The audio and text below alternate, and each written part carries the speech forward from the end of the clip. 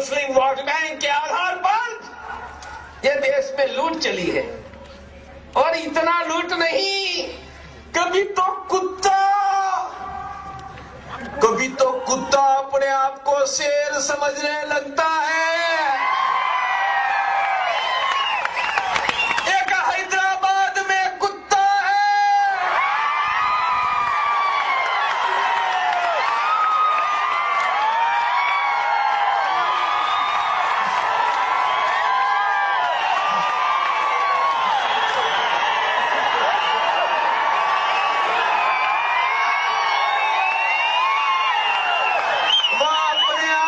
शेर समझने लगा।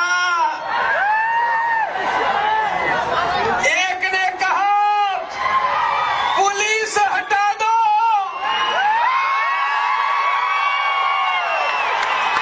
मैंने कहा अरे मियां 20 साल में पुलिस हटी है,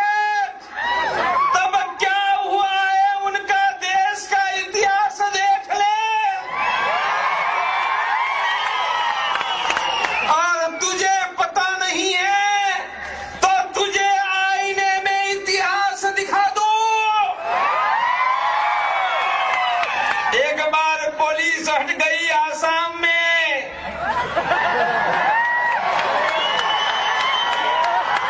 वो स्थान का नाम है नेली। अरे मेरे भाइयों, फिर तो क्या हुआ, लाशों का ढेर लग गया। गिनी तो 3000 से ज्यादा लाशें थी, उनमें मियां हिंदू की लाश एक भी नहीं थी।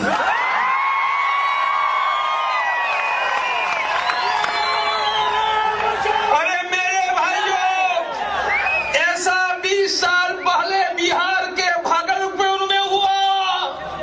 फिर तो क्या हुआ, भागलपुर के नजदीक गंगा बहती है, गंगा में लाशें ही लाशें दिखाई देने लगी। गिन नहीं पाए, सागर तक बह गई, उनमें एक भी लाश हिंदू की नहीं थी। ऐसा ही यूपी में, मेरठ में, मुरादाबाद में हुआ। अरे गुजरात में पुलिस खड़ी थी, देखो क्या हुआ।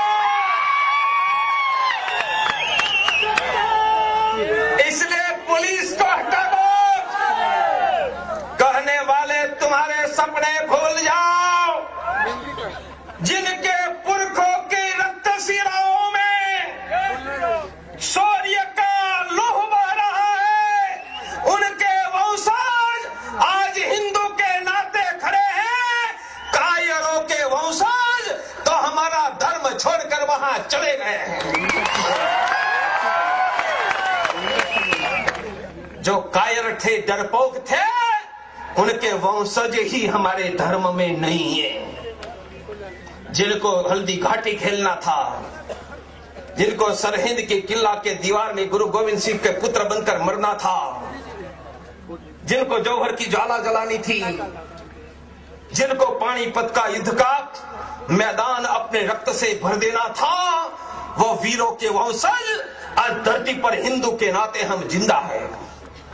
जिनमें लड़ने का साहस नहीं था, वो कायरों की औलाद हमारा धर्म छोड़कर चली गई है। तुम हमें क्या चुनौती दोगे?